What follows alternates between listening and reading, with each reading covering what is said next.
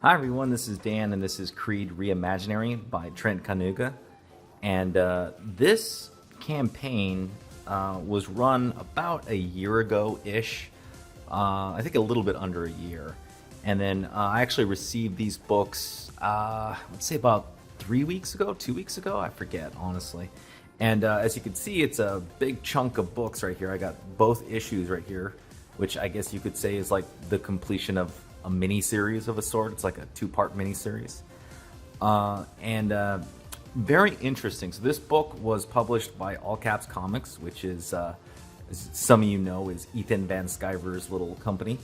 Also received this book, by the way, just because I couldn't help myself and I kind of wanted to collect it. Also, this story that I read in the Cyberfrog Warts and All Omnibus actually enjoyed a lot, and I kind of wanted to have a comic book version of it. And the fact that the coloring is excellent in this reproduction is also kind of a plus. But anyway, let's get back to this book.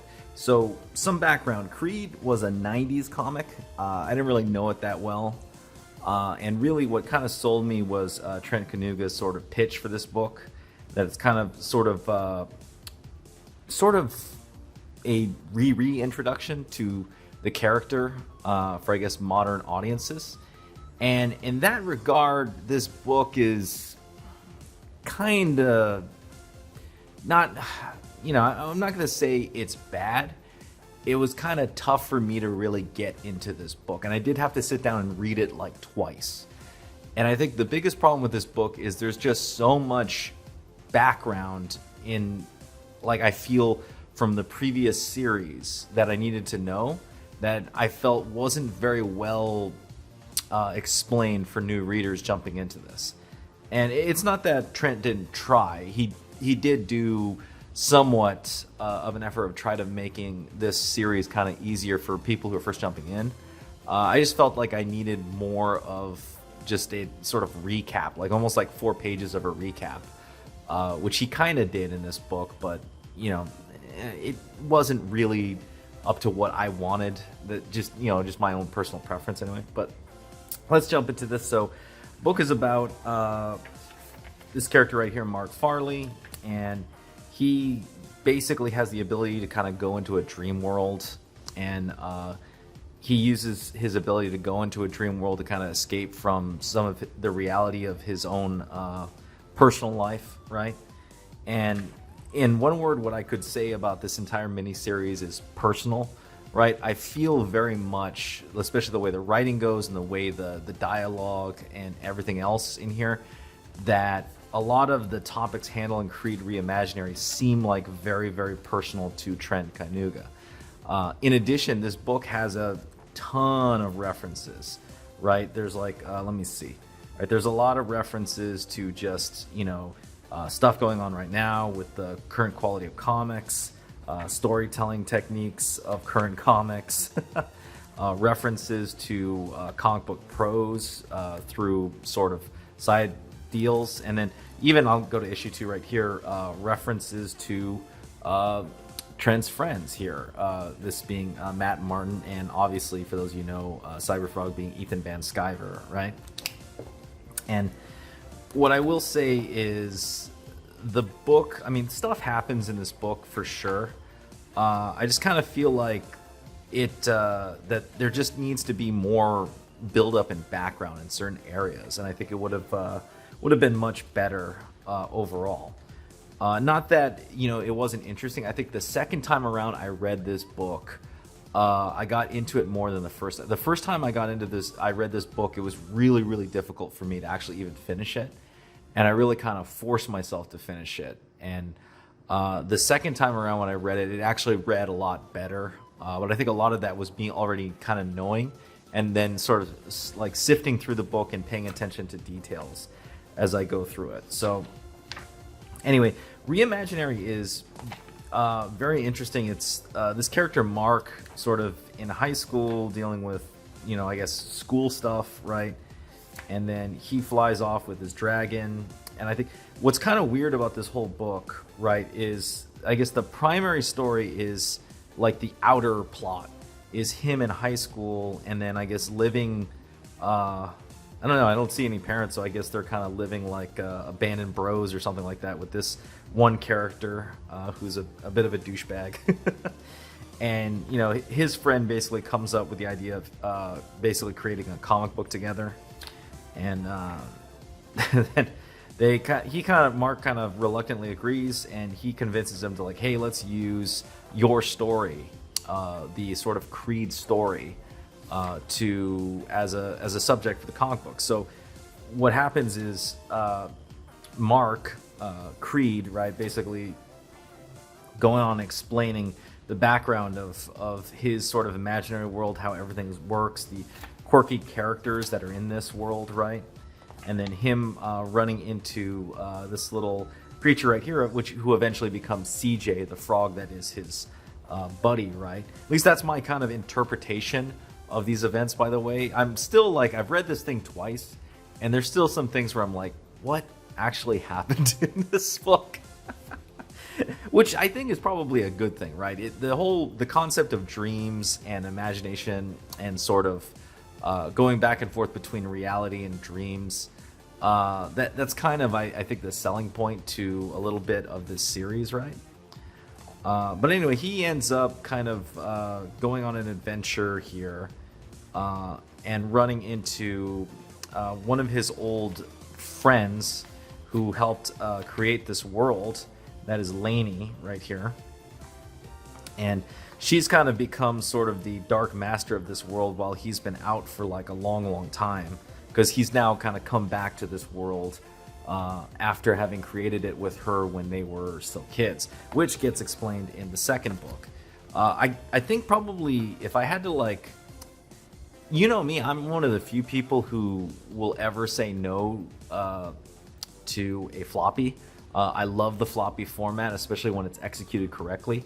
But I think for Creed Reimaginary, this is one of the few times where actually a floppy really doesn't make sense. This entire thing probably should have just been a perfect bound book, right? And I think it would have been, overall, I felt like it would have been not only easier to read, but just a better package. Because the problem here is that you kind of get left on a weird spot in the first issue, and then you jump into the second issue, and it kind of starts off with him escaping, and then him running into old Henry Lamplight, which is another character from the old comic, and going through essentially a flashback scene explaining Lainey and Mark some more as they were kids and how they kind of created this world here, this dream world that they have, right? And it's that, and also they're falling out. And through all of this, he ends up getting into one final fight with Lainey. He pulls out the Dream Stone and gets his superpowers, all full anime, let's rock.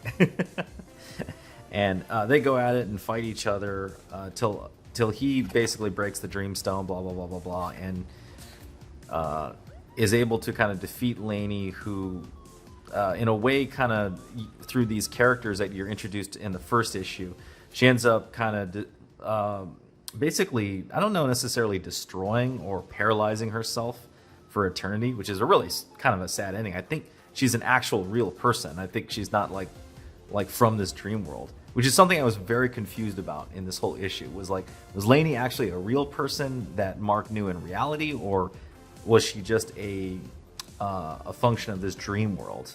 I'm not really sure, but anyhow, the whole issue ends with Mark deciding that he's gonna, put himself into this comic book. You get some inspirations from his best buddies, Matt Martin and Ethan Van Sciver, which again is kind of really odd.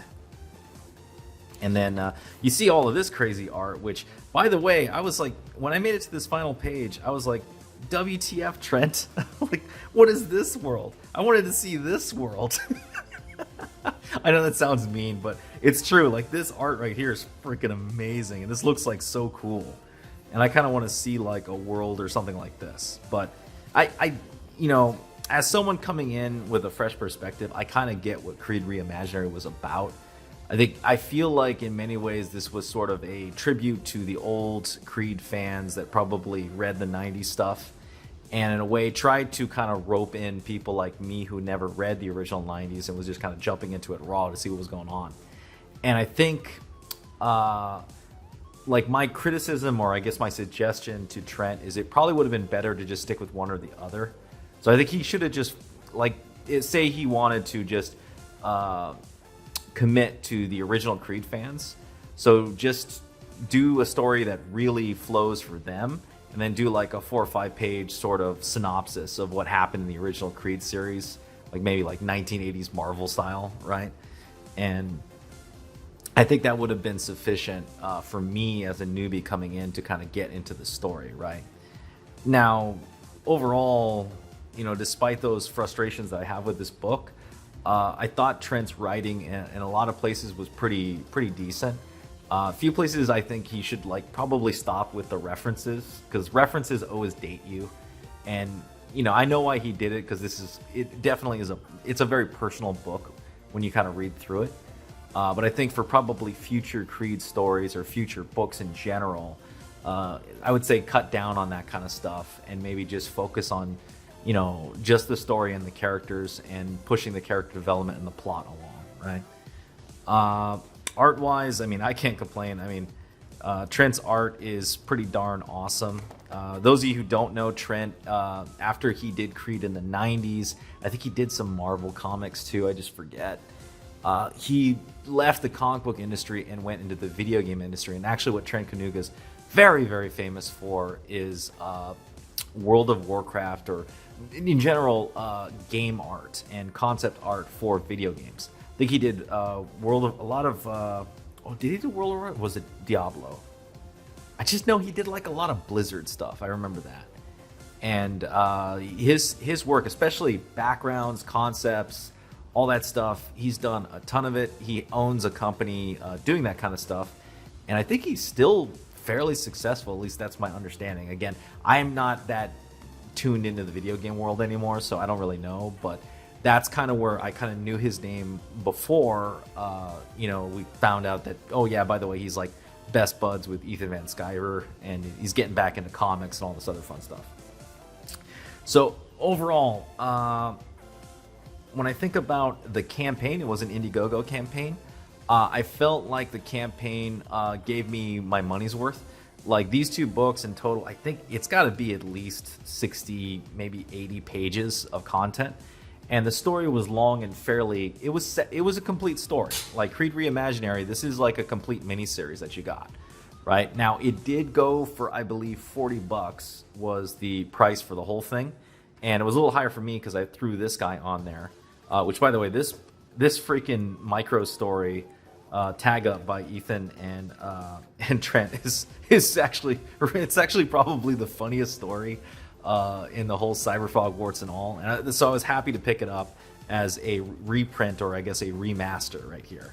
So pretty nice. Also really cool cover by Ethan. But yeah, I thought it was worth the money. I just feel like, you know, it felt like there was some openings here, and I was a little bit, I guess, frustrated or disappointed with the first read-through. I think the second read-through got a lot better, and I think for me personally, looking forward, you know, this kind of flashback story, or, you know, I guess kind of, I forget, I don't even know how to explain it. This kind of story was cool to do, but I think Trent should probably push on and do stories like these, right, with all of these characters. Whatever this is, this looks like the shit. Like that was the funny part. Like I was somewhat satisfied with the ending here, but then this right here was like, oh dude, Trent, dude, give me some of this. Whatever this is, give me some of that. Anyhow, guys, yeah, I would say if you see this available, I guess on Trent's, I don't know if he sells it himself or Ethan sells it, check it out, especially if you're a fan of the 90s comic. I think you would like it a lot. If you're a newbie jumping into this, I would probably pick up a lot of the older stuff first, and I think you might enjoy this more. That's just my opinion of this whole thing. But anyhow, that's the review, guys. Let me know what you think.